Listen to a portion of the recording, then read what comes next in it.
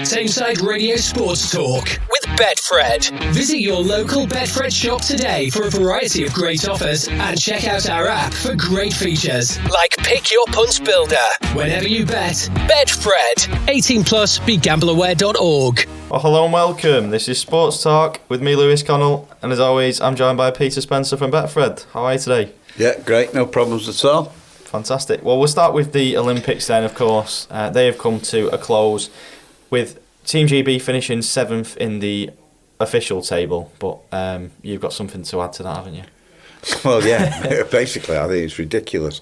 We've got miles more medals than Japan, Holland and France. Well, beat France by one overall number of medals.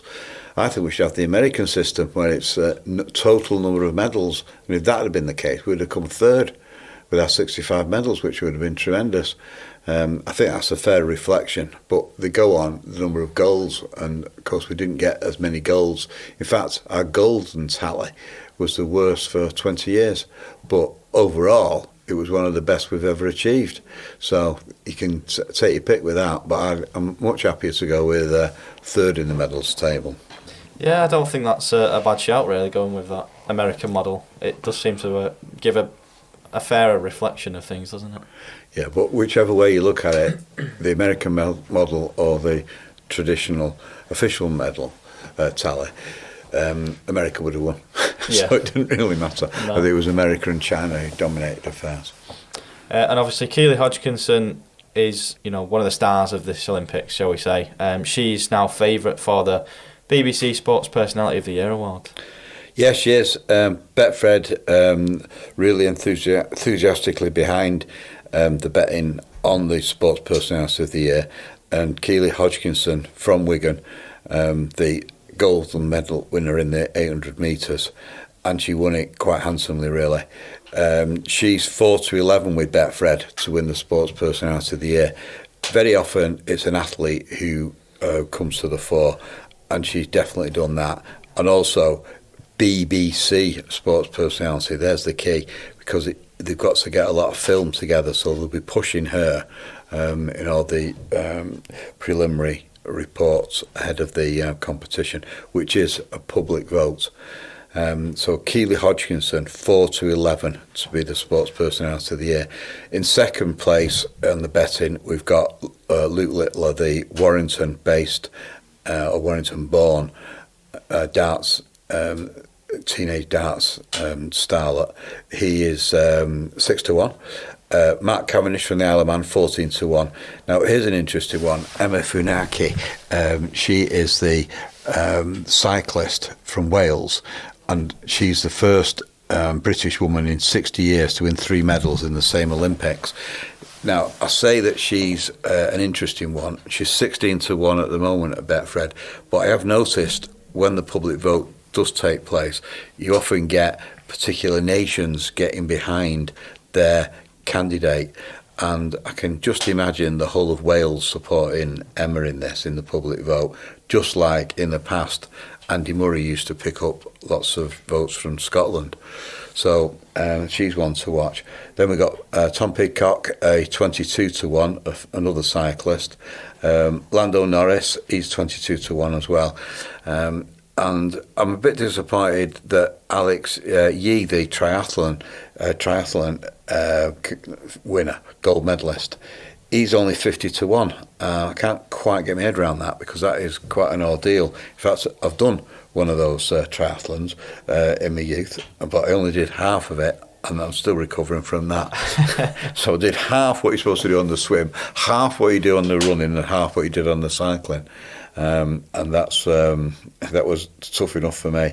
But he's 50-1 shot. I just can't get my head around that. The same price as Anderson, James Anderson, the fantastic bowler, who's quit the England Test team, forced out basically. He's 50-1, as is Murray, but Murray's won it before, so I can't see him coming through this year with such tough competition.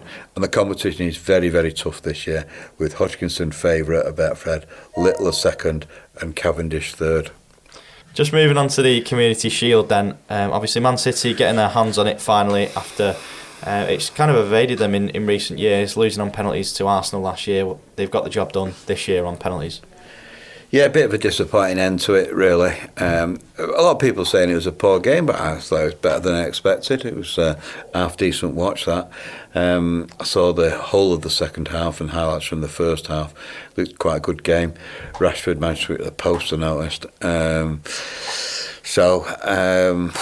It's not really affected the odds for the Premier League at Betfred. We've still got City, the favourite, 6-5, Arsenal 7-4, Liverpool 7-1, Chelsea 16-1, United still in there at 20-1, Newcastle and Spurs both 25-1 to win the Premier League outright.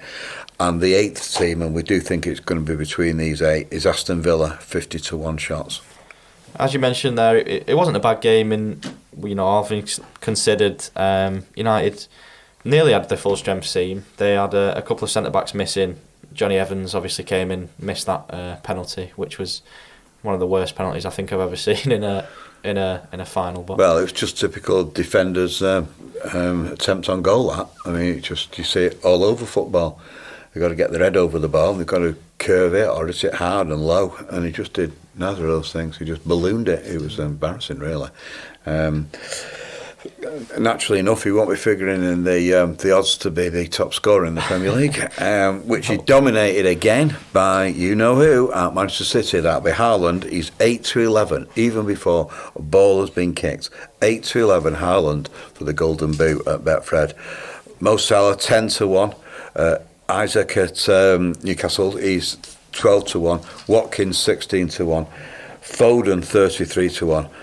Marcus Rashford, 40-1 shot. Who would have believed that such an excellent talent of only 2 or 3 years ago should be 40-1 at Betfred to win the Golden Boot? And obviously, United opened their campaign on Friday against Fulham. That's the first Premier League game of the season. They're hoping to have a couple of new signings ready for that. Matthijs de Ligt and Noussair Mazraoui both having their medicals at Carrington, basically as we speak. Hopefully they can be ready. And as you say, Rashford, 40-1 to pick up the Golden Boot. He didn't seem to have his shooting boots on at Wembley, but I think he will probably start that, and he'll be looking to open his account, hopefully. Yeah, it's a relatively straightforward opening fixture for United against Fulham at home on Friday. Betfred have United 8-15, so clear odds on there. Fulham 9-2. Rashford 6-1 to score the first goal. Bruno, he's 7-1 and same price as Garnacho. He looked lively when he came on against City, I must say. He's a 7-1 shot to score the first goal. Most popular scoreline bet, no doubt lots of United fans praying for this. 2-1 for United, that's 7-1 at Betfred. And just moving on to the Betfred Super League, Wigan, they're still the favourites for the grand final, but it was a bit of a shock result over the weekend for them, wasn't there? Yeah, they went down at Leeds. It was quite incredible, really. They're pointing out that Wigan had played Lee midweek. That was the extra game that they had to play because they were in the World Club Championships at the beginning of the season, so missed a Betfred Super League game. So they played Lee, they beat Lee, but then went down quite badly at Leeds. It was a disastrous performance. 30 for Leeds, 4 for Wigan. Unbelievable, really. But Leeds traditionally come strong at this stage of the season, and that's why Betfred have cut the odds on Leeds winning the grand final to 33-1. They've gone ahead of Salford, which are 40-1. So from the top, we've got Wigan, the favourites to win the grand final, 10-11. Then we've got Warrington and St Helens, both 9-2 shots. Hull KR, they're 5-1. They are the surprise package, the leaders of the Betfred Super League as we speak. And finally, Catalan Dragons, 14-1. They're having an inconsistent season by their standards. So it's all getting quite lively with 6 games to go. Indeed. Well, just to finish, we've got a story on a winner who's won £75,000 from a £2.50 bet. Yeah, this fella's from Wolverhampton. He's a roofer by trade. He put on, just a second, he put on £2.50 on the French Lotto, and as you say, won £75,000, which is quite extraordinary, really. Another example of how small wages you can win big at Betfred. His 4 numbers, 7, 21, 24 and 31 were drawn. He studies all the stats on the particular lottos, and he reckons that these 4 numbers rarely come out, but they did for him. He won £75,000, so naturally I asked this guy what he's going to spend his money on, and very unusually, because most people say they're going to buy a speedboat or they're going to go have a fantastic holiday in the Caribbean or somewhere else that's grand like that, or they're going to invest in property. But this guy, he's going to buy some land in Scotland, he's going to grow some trees and veg, and he's going to go and find the good life, back to nature. And he says any excess produce he makes, he's going to give to the poor people wherever he lives. So instead of buying a car, a posh holiday, this guy's going to go back to the good life with his 75,000. So good luck to him. Yeah, all the best. Sounds like a very interesting way to spend your money, but you know, he's helping out people nonetheless, so good luck to him. And if you do fancy a bet on anything that we have discussed today, you can bet online, on the app, or in Betfred stores, and we'll see you at the same time on Friday. No problems at all, thank you very much. Tameside Radio Sports Talk with Betfred. Visit your local Betfred shop today for a variety of great offers, and check out our app for great features like Pick Your Punts Builder. Whenever you bet, Betfred. 18+, begambleaware.org.